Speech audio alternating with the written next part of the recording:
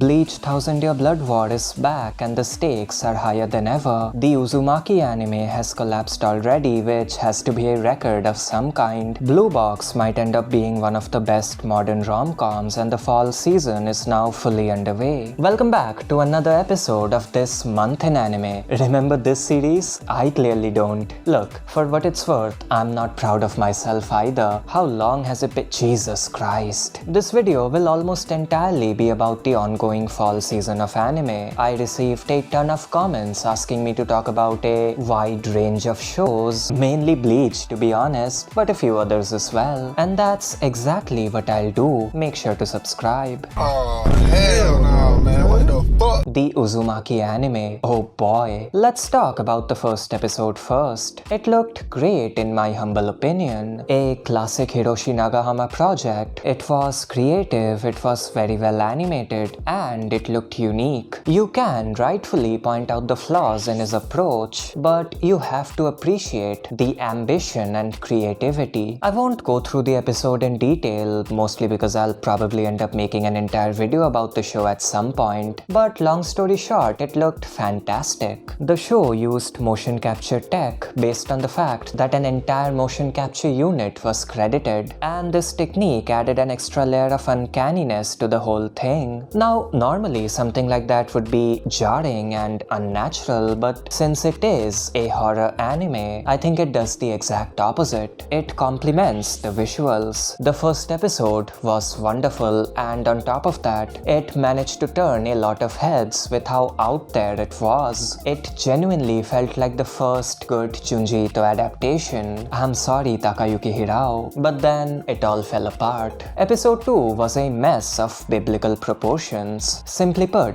it looked awful. The scenes were filled with jank and the mocap, or more specifically the animation that used the mocap/CGI as a base, looked horrendous. I hate using strong negative words in conjunction with animation, but Uzumaki episode 2 was genuinely one of the worst looking episodes I've seen in a minute. And that's saying something because I watch a lot of low production value shows. It was genuinely hard to sit through, especially because I knew what it could have looked like. It's such a missed opportunity. Without the methodical, meticulous execution of episode 1, the scenes came off as goofy and comedic, which was not the intended effect. So, what happened? Well, we aren't exactly sure, but we can make a few guesses. Also again, I will cover this show in detail at some point. Most of what I'm about to say isn't proven. Some of it comes from sources who claim to have connections to the actual industry, while the rest is pure speculation on the parts of both me and several industry professionals who happen to chime in with their own opinions on the matter. Basically, none of this is confirmed. Simply put, the show is mismanaged. We aren't sure who's at fault yet, but usually situations like these arise when the producers/the production committee are incompetent, and that's probably what happened. This production was mismanaged to a comical degree. It's easy for us fans to look at the announcement date and go, oh, they had 5 years but they couldn't produce 4 episodes. But that's an unwise and uninformed thing to do. Announcement dates mean absolutely nothing. Just look at the second season of One Punch Man or Jujutsu Kaisen season 2. We can safely assume that most of those 5 years were not used for the actual production process. On top of that, the funny Chinese cough messed with the workflow. Can we name the virus yet, or does YouTube still demonetize you for doing that? I'm not taking any chances, I love money. And yes, you probably figured all of that out by yourselves, especially if you know the first thing about the industry, but trust me, it gets better, or worse. It's hard for me to speculate any further since I know so little, but I'm fairly certain that the production was, at best, extremely rushed, especially when you consider the overall production philosophies and the level of ambition. On top of that, director Nagahama's participation was cut short. He was a crucial component of the first episode. He was there to see his vision through. He was the main animation director for the first episode, and he corrected / redid most of it.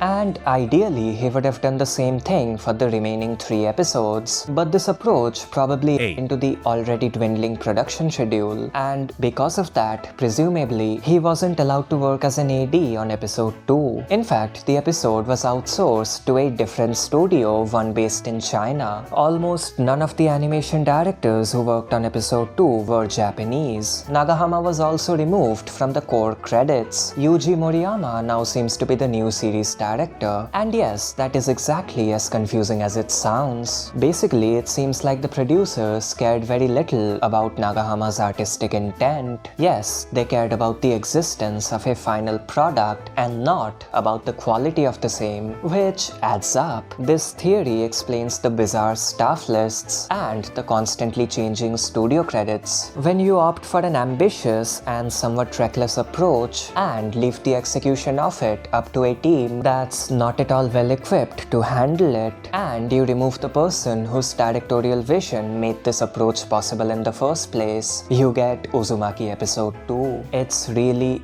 unfortunate. Based on what I've heard, and don't take this as gospel truth, episode 4 should be a return to form. It should be comparable with the first one in terms of quality. So yes, half the show got nuked because of production issues. Isn't that great? And speaking of entire episodes getting nuked due to production issues, Bleach 1000 Year Blood War is back. I had to do it to him. Bleach is back and it's fine. The first episode was nice. I don't know what else to say. So many of you guys wanted me to talk about the first episode. You wanted me to make an entire video about it. But make an entire video about what exactly? It was fine. It looked nice, sure. But it wasn't exactly a series-defining episode, was it? Anyway, I'm liking this installment. I feel like the second cour wasn't that interesting. I don't think it lived up to the first one in terms of writing. But things are looking up, I think. Although it is definitely too early to judge. I hope things are more organized behind the scenes this time around. An action anime without action animation doesn't really work, does it? There is a bright spot in the staff list. Atsushi Wakabayashi is now credited as an action animation director. He is a part of the core credits, meaning he'll probably work on multiple episodes, and that's great. Does that mean he'll be allowed to express his creativity? I sure hope so. Does that mean we'll get another masterclass of animation like his work on Naruto 167? No, just no, that's not going to happen. A style like that doesn't agree with the production philosophies of Bleach, and the show lacks both the time and the talent to pull off an episode like that. We can, however, hope that he is allowed to do more than the bare minimum, that he is allowed to express his style and creativity, at least to a degree. Anyway, between that and the seemingly high-stakes plot, I'm looking forward to this cour. Dandadan, it's pretty much the show this season in terms of all-around hype, and that's for a reason. I have already covered the animation, so let's talk about the story. As some of you might know, I tried reading the manga at one point, but I gave up almost immediately because I didn't like the cast, especially the protagonist. The anime does make things a lot more tolerable, and the quirky, eccentric style of writing is definitely a plus, but I'm not fully sold yet, and that's fine. The first episode simply established the premise, there's still time, and I'll watch this show anyway regardless of whether or not I like it because of how good it looks. Still, I hope it manages to impress me. Bluebox is another highlight from this season. I think it has a lot of potential. Just so you know, I am a manga reader and I have high expectations because why shouldn't I? The source material is fantastic. The first couple of episodes were decent, nothing too out of the ordinary, but nothing bad either. The visuals were serviceable, the digital components were, for the most part, well incorporated. It was good. The opening, however, was phenomenal. It was directed and storyboarded by Tetsuro Araki, and as you'd expect, it was breathtaking. Araki is now 4 for 4 when it comes to guest OP director appearances. The one thing I hope this anime can execute well is the sports component. I know it's difficult and I don't expect it to be the second coming of Haikyuu, but some amount of sports Sakuga can do wonders for the story. I hope they give the matches more breathing room. It is a 2 cour project correct, so the final leg will probably end up struggling. That's the anime industry for you. But still, I am hoping for the best, I really am. ReZero is back, and oh boy is it. The first episode was long, and most of it consisted of laid-back banter, which is fine. I love the characters, and so I like watching them interact with each other. Downtime is rare in this show, so I'll take it. The highlight, however, was the ending. This is classic ReZero. Weird, sudden, and terrifying. I'm really excited to see where they go from this point on. I love this show, in case you couldn't tell. I really do. Moving on, there are several underrated shows that I'd like to mention. First off, Mechanical Arms, a passion project with an interesting history. I have covered the same in a previous video. The show looks solid, the designs are unique, and the amount of movement is respectable. Story-wise, it feels very battle shonen-like, but in a good way. The first episode felt like the start of an adventure you'd want to be a part of. It feels fun. I hope they don't mess things up. Orb on the movements of the earth was an interesting one. The premise was very unique, or as some might say, random, but there's something about it. The idea of humanity and its curiosity leading to technological and scientific development really appeals to me. That's one of the reasons why I love Dr. Stone so much. This show won't have a grand reveal or conclusion, at least I don't think it will.